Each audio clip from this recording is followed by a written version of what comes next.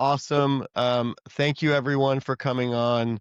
Obviously, this is Tuesday Triggers. We're getting back to the basics, right? So for those of you that know about this, we used to bring on speakers every week. We're revamping and rebuilding the process. So this is the first session back, minus a technical difficulty session last week where Jesse didn't show up. But this is our first real one back, and of course we're kicking it off with none other than Nick Abraham. For those of you that don't know Nick, you've been clearly living under a rock. Nick is one of the OGs of the space. If you're not following his Twitter, go follow his Twitter. Leadbird, I probably send referrals to Leadbird for anyone that can't afford my services. I send them to Leadbird every time because if you're at least putting them in Nick's hands, you're putting them in good hands. So Nick has always been undoubtedly one of the most giving. I mean, dude, you're the best. You're the best. So thank you for coming on today. Nick actually prepared some things to talk about, and then we can kind of take this wherever we want if there's extra time left to just chat through it, because of course, everything Nick says is pretty much gold. I kid you not, when I was early in my agency and we were building RevReply, and Nick told me some advice numerous times that I ignored numerous times. And had I listened to him, I would have shaved, I would look at least 2 years younger right now, and I would have gotten a lot of time back. And so it's crazy hearing him like early on when he'd be like, hey man, you shouldn't do this, you should refocus on this. And some of those times I listened and some I didn't, but like looking back and be like, damn it, he was so right, man. So in terms of being an agency owner and running through it, he's done it all. That being said, Nick, I'm going to let you kind of take it over and do what you'd like.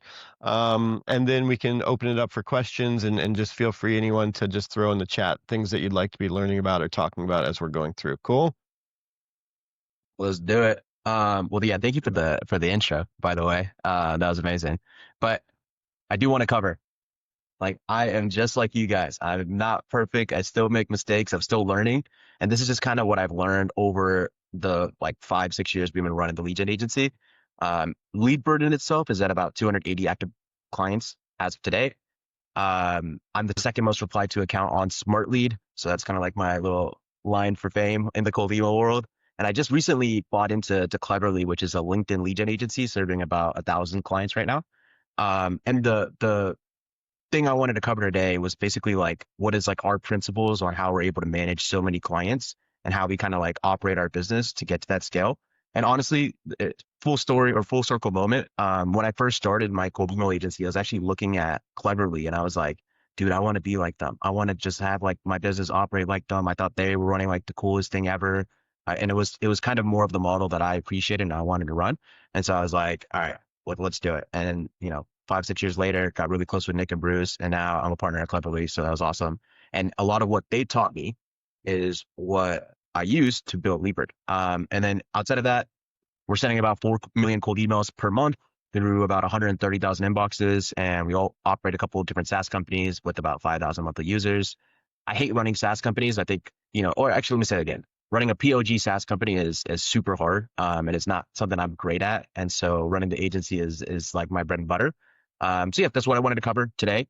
And then yeah, if you guys have questions, drop them in the chat. And if you guys have feedback, drop it to me as well, because I want to get better. And I don't think we have the perfect business, and we're still running towards perfection, but we're still far from it. So yeah, let's get into it. So I think like the number one thing I've seen, and I talked to a lot of you guys in here, talked to a lot of lead gen agencies, like almost weekly at this point. And like one of the biggest things I've seen is that a lot of you guys mess up because you have too many cooks in the kitchen, right? So it's like when it comes to a client, campaign, you have the account manager, you have like the GTM expert that's like putting things up, you have the VA that's like, drafting their campaign inside a Smart Lead, and you have, like 10 people in like one Slack channel to facilitate the work for one client. And that does not scale well. And it requires you to have so many team members to manage just like one client. And so I would highly recommend that you simplify your org chart when it comes to actually like building your agency. So for us, like we have it super simple. We have our sales team, we have our fulfillment team, and then we have our development team. And like, you don't really need developers. We do, because we have so much tech and processes and automation that need like upkeeping, but it's literally just that. And it's super simple. And so when it comes from a client, like they are literally like, as soon as they, hop on a call with our sales team, They'll speak to sales. Sales will close them. Then they get appointed as a customer success manager. And that person is the person that runs everything from that point forward. They do the onboarding call. They'll do the campaign strategy. They'll take care of actually launching the campaign inside of Smart Lead. They'll do the reports. They'll do all the communication, like everything, right? They don't go to me. They don't go to our inbox manager or some random BA or back to the sales. It's literally just the client success manager, and that's it. And what we actually realized recently, so we started introducing other channels outside of cold email as like services for our clients.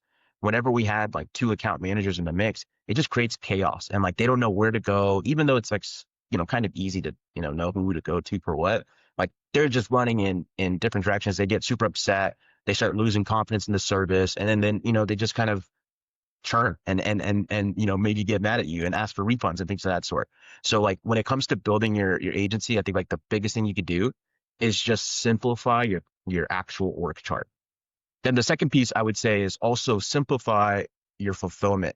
And so when I first started Leapbird, we were doing like a full-on omni-channel campaign for our clients. So we were doing like cold calls, and then we would, hit them with an email, and then maybe follow up with them on LinkedIn and all that stuff. And that was super hard. Like we were trying to manage three different things and have like this fancy dashboard that would tell us like where to hit them up on where, and like it was a mess. And when I was actually speaking to this guy's name is Alex Makua. He was running like probably one of the largest lead gen agencies in the B2C space. I think they grew from like 0 to 4 mil a month in like record time, something crazy like that. And one thing he told me was that simple scales, fancy fails. And he was looking at my fulfillment and he was like, dude, like out of all the things in here, what is the one thing that's actually leading to results? And I was like, dude, it's just cold emails. Like we can run way more volume and it's so much more scalable and it's like way easier to operate. He's like, dude, forget everything else. And we did that. And we stripped away everything that doesn't actually lead to results. And so to say all that, I want to talk about also like how our fulfillment looks. Like, people always brag about like our ops and, our product and stuff like that, and think that we do all this crazy intrinsic stuff, but realistically, we don't. We just simplified the business. So when it comes to client like fulfillment, this is literally what it looks like. Our client fills out an onboarding form. They get, sent a kickoff email almost automatically that introduces them to CSM to schedule an onboarding call. The onboarding call happens. Our CSMs, it's super productized. It's the exact same every single time. They literally get on, they show them a presentation. That's the deck that they've memorized by heart. And they just go through the deck. And then at the end of the deck, they go through the campaign that they prepared for the client based off the onboarding form. After the call, the CSM just sends a recap email, and then we send their first campaign for them to review. As soon as they approve it, it goes straight into Smart Lead, and then we get it live. If they deny it, we collect the feedback, iterate on what they need, send it back to them. They approve it, goes straight into Smart Lead. And then what we used to do, which I don't think is the right way to run like a cold email agency, is we used to just like run the campaign, wait for it to hit like 75% complete, or like 75% of the campaign to be done before we would, assess to see if we want to get a new campaign going. I think with cold emails, from running, thousands of campaigns, like you kind of know within like the first like 48 to 72 hours if it's going to be a banger campaign or not. So now we're just putting it on like a 7-day timeline. So as soon as we launch the campaign, 7 days after, we look at it and say, hey, did this get like our baseline averages across all our clients? If it underperformed, let's send a new one. If it, overperformed, then let's double down and just run it like that. I think that works better. And then the clients, we don't have Slack channels with any of our clients. We only use email comms with clients. And I can, talk about that forever, but our clients will communicate directly with the CSM, and then, it's a shared inbox. So our head of fulfillment can kind of look in and say, hey, did they clear out all inboxes at the end of the day? And that's like a non-negotiable for them. And so that's literally all our fulfillment is. And like, you don't need it to be anything crazier than that. And I felt like anytime I did anything that was like super custom and crazy, like it would just make things way more messy. And here's the thing too, when you hire people and you're having them execute on these crazy like custom things, there's a big chance that they're going to mess up, and there's no way for you to QA every single thing that they do. And like, I don't have a co-founder. It's just me. It's just going to add operational drag. And I think that if you focused on just like the fundamentals, you would have a much better chance of actually creating a rock solid client service and product and experience. So that's one thing to say about like simplifying your fulfillment. The other thing I would say too is like, when it comes to actually building like a business model, you need to have a predictable KPIs that you can like forecast and you track and everything of that sort. And And a lot of you guys aren't doing that. And I highly recommend you do this. And here's why, right? I think like whenever I'm looking at how we're doing on fulfillment, the only thing I'm looking at is the overall department numbers. So like total emails, total leads contacted, or reply rates, lead submitted, email to lead ratio, those type of things. A lot of times you guys will confuse like your like you like you'll see like a client is not getting the results that you wanted. And you'll think to yourself, hey, this is a deliverability issue or this is a lead list issue. And then you start doing all this crazy split testing and tweaking and optimization to just really find out that, hey, the client has a shitty offer, right? And so that's why I think like a lot of you guys are scrutinizing on a client level when you should just be looking at an overall department level, right? And obviously your CSM should kind of like figure out how to kind of see what adjustments they need to make on an individual campaign level or client level. But like overall, like you should be analyzing your department numbers every single week. So me and my head of fulfillment, every Monday we have a call, and all we look at is our total email sent, total replies, total leads submitted, total billable leads, because we have like, pay per lead as well as just like regular managed service contracts. And then we look at our email to lead ratio. And like whenever you're forecasting and you want to know how much you're going to make, like you can, it's really just math at the end of the day. So like, for example, um, let's say your email to lead ratio was 1,000 emails per lead. So like, let's say you're getting a lead per every 1,000 emails you send. Your goal is to deliver 5,000 leads next quarter, and you think you can get your deliverability better, or you can, get better campaigns going, so you can drop it down to 800. So you're expecting that you're going to do better in Q3 than you did in Q2. Then you know that to get to the 5,000 leads, you need to send on average 4 million emails across Q3. So then you would say, okay, 4 million emails over 3 months. How many emails do I need to send every single month? And then distill that down to every single week. And then you basically look at that every single week to see if you're hitting the numbers. And at the end of the month, you can kind of, say, hey, am I on track or am I off track? And then adjust your things based off of that. And like that's been like probably the best thing that we've done for our company across every department. It's basically do this forecasting and then literally speak and track numbers every single week. And at the end of the month, figure out if we're on track or off track and then adjust everything based off of that. And it's kind of hard to, and I probably should have put a little picture here of like what that looks like on a spreadsheet. It's not anything fancy. Like we do it manually. We don't try to automate it. But we call it like our CEO dashboard. But that's something that's really important. And like if you are doing like a pay per lead gen agency like us, like you know what 5,000 leads equals in actual revenue, right? And so then it kind of helps you do a little bit of revenue forecasting as well. So I think that's one thing that's huge. Another thing I've learned as well when it comes to scaling is like you have to make it to where your team isn't going into a bajillion different things to get their work done. Like our team's workflow is super simple. They legitimately will only have like 3 tabs, actually 4 tabs open. Zoom for their actual calls, Front to actually manage all the client comms, Smartlead to actually see campaigns and launch campaigns, and then Airtable that like hosts everything. Airtable is like our ERP that does everything, and it's just one massive interface that they have, and we built out to be like an extreme good PM system that assigns all the tasks to them and makes it super crystal clear on how to actually deliver the task, and they could deliver it right inside of the interface. So I think that's another big thing. Like keep your team's workflow in one singular place and try to limit as many tools that they need to actually be in so that they can, not have to. And it's like one of those things. So when you have like a million tabs open, your brain's like scattered. Just keep it super simple for them. And I think that's another thing too. Whenever I speak to a lot of guys, like they'll tell me that like their team's under delivering, they're thinking about firing someone and all these kind of things. And I'm just like, you're firing them and they're underperforming strictly because you did not tell them exactly what they're responsible for. And so if you're looking at any of your team members right now and you're like, man, I think I might fire him, you should just have a conversation with your head, like within to say, hey, that I clearly define what success looks like for them. And like, have I told them that exactly? And if you haven't, then it's not a them problem, it's a you problem. And so you have to solve that. So like whenever it comes to our team members, like our CSMs, like they legitimately only have 3 responsibilities every single day. Run their onboarding and check-in calls if they have any. Make sure at the end of every day that their inbox is clear because we have a 24-hour SLA that we do with every client. And then in their PM system, make sure that all the campaign strategies and deliverables are sent before the actual due date. And that's it. And that's literally the only 3 things that they have to do to be successful at Leaper.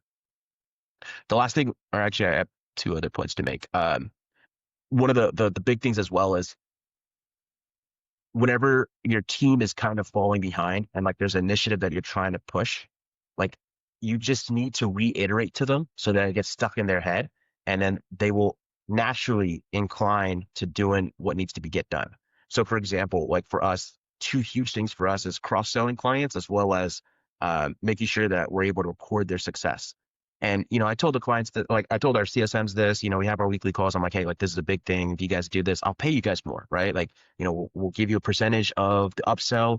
We'll pay you per every video testimonial you get out. And guess what? Like, nobody got it done. Like, nobody actually went in and actually did it, even though I'm incentivizing them and saying that they'll get paid. So what do we do now? On our weekly one-on-ones that my head of fulfillment runs, he's just asking them, hey, how many people did you ask to upsell and who? And what happened after that? Who did you ask for a testimonial? How many did you ask? And he's just logging this and hit on their check-in call sheets.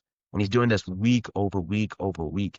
And when you repeat it to them every single week, by week 2, if they haven't done what they're supposed to do, they feel like an idiot. And they're just like, shit, like maybe I need to push forward and ask that one client that I actually did pretty good for a video testimonial. Or, hey, like that one client was actually interested in maybe trying out LinkedIn. So like, have I had that conversation with them? And so that's another thing too. If you're trying to like instill a habit or instill like a new process in the company, just constantly put it in front of their face and track them on it. And they'll slowly realize like, oh shit, I need to go ask. And so that was a big thing for us, a big unlock for us. And the last point here is across everything, just make your systems and your processes so easy. Like I truly believe I could have like one of my little cousins come into the business and be able to at a surface level operate and do the actual work for clients because we've just made it so freaking simple. And I think that's the stuff that scales. And so yeah, that's it. Nothing too crazy. TLDR, the whole entire presentation is just make your simple, stupid, simple, or system stupid, simple. But yeah, that's basically it. But if you guys have any questions on more tactical stuff, I'm more than happy to answer. And also this is like a stupid doc. I kind of consider it like my personal blog. I just come in here and I whenever I have a thought, I just dump it into ChatGPT and then have ChatGPT make an outline. And then eventually I'll get to making YouTube videos on all this. But this is basically it. Nothing too crazy. Nice. Thanks, brother. So we've got a few questions in the chat. Let me just tee you up. One is how much of this is automated with AI from steps 1 to 5? Someone asked about that document, if that's something that you share or if there's a place people can see that. Another question about, do you focus on certain client industries to help with predictable KPIs? And then what's your benchmark on if a campaign is performing or not? Yeah, we can kind of go through all of these. Just go to outboundcontent.com and it'll take you to like a public Google Doc. And yeah, you can just kind of look at that for it. Do you focus on certain client industries to help with predictable KPIs? So our process can work with any industry. I truly believe that. And the caveat there is though, like some clients will naturally get better results because their industry or their offer is less competitive. And like if you look at the largest lead gen agencies, and if you guys think I'm huge, like you guys aren't understanding the industry well enough. Like there's Martell, Falcons, Science, Callbox. Like these guys are doing like $10 million a year plus, and none of them are industry specific. And so that's why I think it's a big reason. Like if I want to get there, I can't just be in one single industry. Some people have done it, but I just don't think that's the way to go. And you just got to make sure that you're setting reasonable expectations with clients. Like, like if you're running in, like if you get a client that's an agency that sells Facebook ads to e-commerce, which we all know is like extremely tough and there's nothing special about what they do.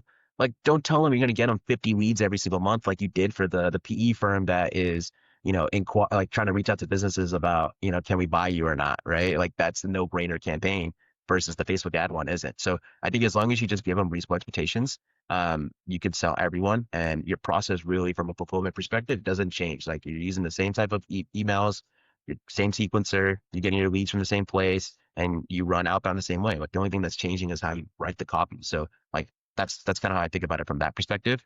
When it comes to benchmarks, I've kind of changed my thought process on that. So I think you got to kind of analyze benchmarks from two perspectives, like your overall agency's numbers, right? So like if you look at your total reply rate across all your clients and your email to lead ratio across all your clients. So I think that's like one benchmark you created against. But then you also just need to look at the individual clients benchmarks, right? So like for that client, if you launch like 5 to 10 different campaigns and like let's say they're all like, you feel like you've done everything proper on the info on the lead list side, you've split tested their offer, you ran different audiences and everything, and like they're only getting a 0.7% reply rate, right? Like that's probably an offer issue more than deliverability issue. And even if it's underperforming against your like, your baseline average for all clients, I would consider that an offer issue more than anything. So I think like you have to kind of look at the averages and base campaign performance off of those two, like client level metrics as well as like agency level metrics. So yeah, that's kind of how I look at it as well. How do you Super manage helpful. email to? Yeah, go for it. Oh, sorry. I was just saying super helpful. Thank you. No, no, definitely happy to help. Um, and then what is your benchmark to determine if a campaign is performing well or not? Hopefully that other question answered, or yeah, hopefully that other answer or question answered that. What does a good offer sound like for a cold email? So right now, and like I think this is the number one thing that you should be doing on those onboarding calls is really pushing your clients to be able to give away something that is an absolute no brainer. Like if you look at anybody that like I'm sure you guys all see like the crazy screenshots on Twitter of like the Bison like page or like the Smart Lead page or whatever, and someone has like a 10% reply rate and 50% of that being positive. Every one of those campaigns screen like highlighting some crazy stats. It's because the offer is crazy, and even past the offer, it's because like they're giving away something that's actually a no brainer, right? And so like if you see those and you kind of think like, shit, I'm not getting anywhere near that. Like don't beat yourself up. Like it's literally and that's why no one will ever show the offer or the campaign or the client related to it. That's why I always find the screenshot stuff hilarious because every single time it's an absolute no brainer. And so that just means that when you're on that first call with the client, like you should always try to push them on like creating something that's actually tangibly good, right? Sometimes like, like I would say like for most agency offerings, like you can't just go direct response copy. Like you can't just say, hey, like, we're a Facebook ad shop, we can come in and, lift your ROAS by 2x. Interested? Like that would not do anything for you. Like your email to lead ratio will be absolutely abysmal. And so like I think like the big thing to do there is just like push clients on being able to give something that's like actually like wanted. So yeah, that's that. How do you manage email deliverability? Can you give a complete breakdown of the process after you purchase the email? So if you actually go to that document, it'll have like a managing deliverability in 2025. I think there's a lot of tiny things to kind of keep in mind there, but also keep in mind like, and this is just natural, right? It's never been cheaper and easier and faster and quicker to launch email campaigns than it has been ever before in history. And so it just has gotten a lot more competitive. And as a natural byproduct of this, like, I've been in this space for like 4 or 5 years, and I could literally point to my numbers and say, pretty much across almost like every industry, like the email to lead ratio has dropped or not dropped, risen, right? Your reply rates have dropped. And that's just a natural byproduct of it, right? I think in another 2, 3 years, as emails get more expensive and it gets harder, like it'll completely flip.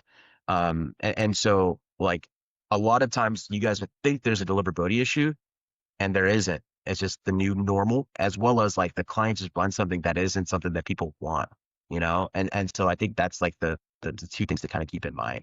Um, and then outside of that, like I think another thing that we do really well is we just built like a global analytics on top of Smart Leads API to where we're able to pull like domain level stats really well. So we're able to say, okay, like per client, I can look at all their domains. And actually, I think I have like a screenshot of it in here. Yeah, so this is actually what it is. So this is kind of how we measure deliverability.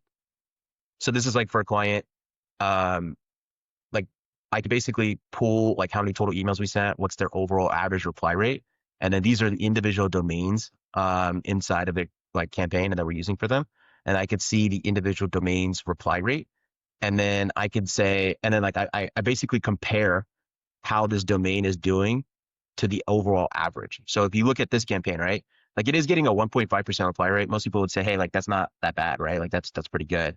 But if you compare it to the average, that's 57% worse. And so when you kind of look at it from that perspective, like I should kill this domain and then get a new one in rotation. So that's kind of how I'm like assessing deliverability. But there's also a lot of nuance to that sometimes too. Like it's not a perfect system, but it is something that has definitely helped us in like the last, like I would say like 60 to 90 days since we've rolled that out. Um, is open rate high mean landing inbox? No, we do not track opens across any of the clients. I would suggest you turn that off as well. If you had one advice to give yourself at any point in time during the past 5 years, what would it be? Sales cures all. Like if you guys are stuck at like 50K a month, it's simply because you're not speaking to enough clients or enough prospects every week. Like you should figure out how to get 10 plus calls on your calendar minimum every single week. And if you do that for 6 months, it's going to be impossible, like legitimately impossible for you to be at 100K a month straight up. Cool. How are you able to work on pay per lead model? Guessing you charge a setup fee, and heavily qualified potential clients have looked into doing it from a business, but there's so many variables that come into play. It doesn't make financial sense. And I'll say a couple things about that. So we are a pay per lead agency, but we also have a lot of clients who are retainers. I think you have to have a good mix of it. The thing I've learned is it's actually not the perfect model for clients, especially like if you're selling into SMBs and mid markets. And the reason why I say that is because like right now, when it comes to cold email, you have to have a great offer to actually make it work. And clients are less incentivized to have a great offer when you're charging them per lead. They want to kind of have just direct response copy, just be super upfront about what they sell and not make the campaign better, because they know that if they say something like, hey, like I can do a competitor analysis, and if you send me your top 3 competitors, yada, yada, yada, that it will generate a ton of positive replies, and their bill at the end of the month is going to be super high. And so we are slowly trying to make a pivot out of it, to be completely honest, because I just don't think that model scales as well. And so yeah, that's kind of my point on that. But I still do think there is a market for pay per lead. I think if I was to do it all over again and start from scratch, I would not charge a setup fee. I would probably charge like a $1,500 to $2,500 monthly retainer, and then do pay per lead on top of that. Say like their first 5 leads every month are free, and then run it that way. I think that gives actually a lot more sustainability. And yeah, and I would highly recommend that nobody does like just a pure pay per lead business, because like that's extremely hard to make profitable, and there's a lot of storms that you have to weather. And so like you always want to make sure that whenever you set up any kind of deal structure with clients, that you're playing in your favors, and that you're making it to where that at least at the bare minimum you break even. So I think those are some I things think to kind of keep in mind. in Go this for it. environment with like paper, I mean, unless you are like you, right? Like we've been in this space a long time, you longer than me. Unless you can lower the price of data and lower the price of infra so much, like it's really for most people, I would just avoid the hell out of it. The people that are going to be able to weather that storm are people that have, again, Nick, you've got a crazy database and ability to clean and scrub and all that stuff that you've had for years, plus infra. I mean, again, you just have to have so much of it. So, tough model right now. Yeah, I agree. Am I optimistic about cold email as a service for the next coming years? Yeah, I definitely am. There's just some clients that you just can't take on because it's much harder to deliver results for. And I think you just have to figure out like what is like your DNC list of industries that you just don't take on. Um, and then I also think that you shouldn't just be a strictly a cold email agency right now. I think like in the next few years, if you're a lead gen agency, you should start branching out and have clients that do LinkedIn, clients that you do cold calling for, because it just makes your business more resilient. Like you'll be astonished how much easier it is right now to run campaigns on LinkedIn. It's just more expensive. That's all it is, right? Same thing with cold calling. It's just more expensive, but it is actually so much easier right now to get like for the average client's offer that doesn't have anything special, to just run direct response copy and get results. So that is something to kind of keep in mind there. We started about 3 to 4 months ago, like running LinkedIn campaigns for a lot of our clients. That's been a really good business model for us.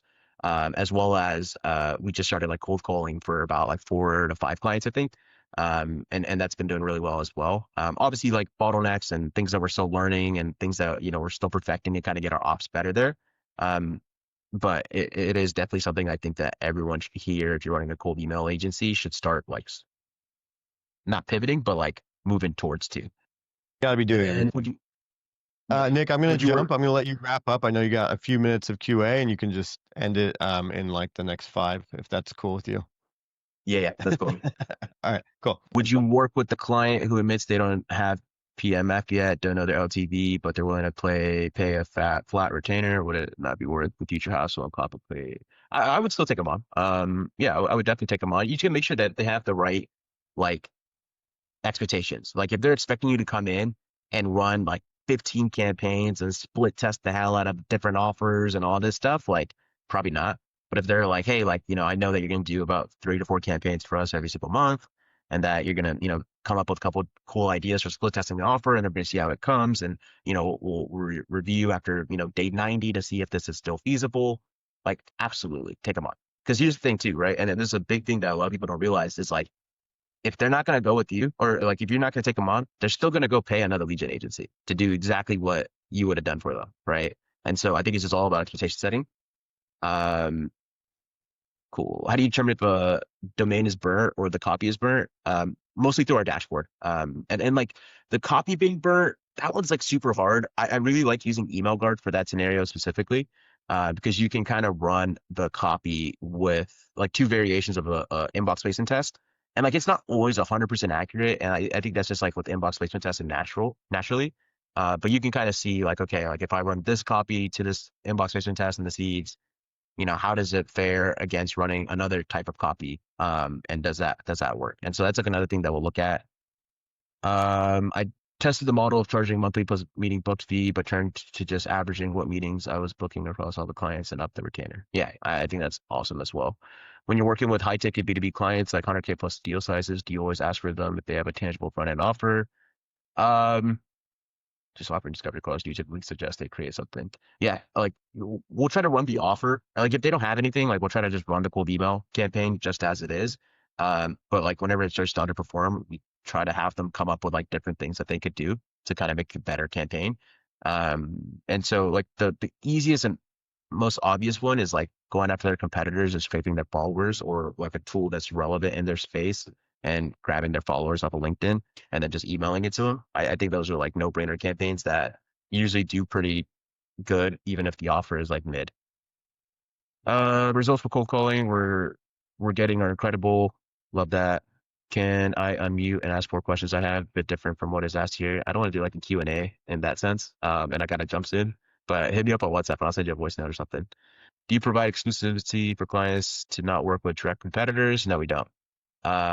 What do you charge on average for retainer? Is it based on send volume or do you have a flat fee? So, and this is another thing that I just learned recently is whenever you're selling to clients, you need to give ranges. So what I mean by that is like, don't say, hey, I'm going to send 10,000 cold emails for $1,000 every single month, right? Because sometimes what happens is like they want to run like super micro campaigns. And so then you can never actually hit the 10,000 sends.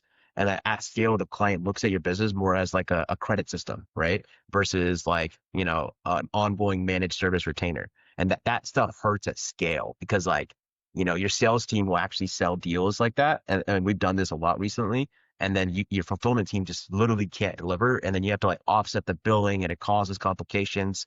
Like if you're going to sell retainers, I recommend like, price point is up to you. But, and like, if you're going to base it off of sends, just make sure you give them a range and say that like, it's going to be like a pretty big range, like 6 to 10,000 emails per month, just based off you can. So those are some things to kind of keep in mind. And the other thing to kind of keep in mind too is like, and we see this all the time, is like our sales team will speak to the client and the client's like super willing and open to do all these things. And then they actually get on the fulfillment call with their CSM and it's a completely different narrative. It's like, no, we're actually not going to want to do those things. We want to do these super micro campaigns this way. And you guys have to send 10,000 emails. So that means that, we're not going to get billed for the next 3 months, all this craziness. And, we just have to refund them and call it a day because it doesn't fit our actual process. Cold calling stack, just using Lead Magic for numbers mostly, and then using Salesfinity for the actual dialer. The other thing you can do is, and I don't know what the technical term here is, but like if you go look at like Contact Out and Rocket Reach, they actually show the numbers. Like, how they have like the SEO optimized pages, like if you type in Nick Abraham Contact Out or Nick Abraham like Rocket Reach, it has like those SEO optimized pages. Like it'll actually show the phone number in there. So you can actually run like an enrichment step where you take the lead and you try to see if they have a phone number on a Rocket Reach or Contact Out's page. And then if they do, use the number. And the numbers aren't always the highest quality, in my opinion. I found I think Contact Out, for example, has the wrong number for me. And then whatever is left over, you can run through Lead Magic. And Lead Magic's like the cheapest mobile vendor, and I found it to be pretty good. So that's that. Top 3 to 4 people you follow to improve as an agency owner and with cold emails. It's a good question. Who do I follow? Honestly, and I mean, I just follow everyone and I kind of like look at everybody's. A lot of these like guys that are just getting started, I actually like their content more. Like Smith, you're a good example of this. Like I'll see you post something, I'm like, oh, that's pretty interesting. Like that's pretty smart too. So like less of the big guys, because like honestly, like if you look at my content in like the last couple months and I want to change this up, it's like it's literally kind of like just rehearsing the same things over and over again because I'm not really doing a lot of new things. So this is something I kind of keep in mind. Um, all right, I'm running after this last question. You guys are abusing me. How do you structure your sales rep and CSM performance commissions? Big learning I had in 2024 is just keep it stupid simple. Don't try to build like some complex sales org or some complex sales process or commission structure. Just do a flat percentage, right? Like we do on sales, 10% of cash collected on the CSM side. For the clients that they manage on the pay per lead side, we do 10% of the leads that they submit and that we actually bill for. Super simple. Like I don't want to at the end of the month have my finance manager have to like do all this crazy math and explain to me like all these things. Like just keep it super simple. Especially with cold calling, it's difficult what to actually offer. Yeah, I agree. Hard to quantify. What do you wish you have done sooner this year? More cold calls. This year, I feel like we did pretty good this year. I'm pretty happy with how we kind of progressed this year. And I feel like we made a lot of ops changes that were super essential. Probably hired sooner. We just got like 2 new CSMs in like in the last month, but I actually wish we started a lot earlier. And I think our churn would have been a little bit better this year because like our CSMs are managing like 100 clients each, which is not the greatest. And so, yeah. And then, all right, I'm going to answer Subrat's question and then we are running. Do you also create offers for your clients so to get the ultimate Alex Hormozi Grand Slam offer? We don't, but we'll suggest like things that they could try, and it's up to the client to decide if they want to or not. Because you can't really push your clients to do like money back guarantees or performance based things. Like you can always suggest it, and if you have a cool, unique angle, like you can suggest it, but like it's up to them at the end of the day to decide if they want to take it or not.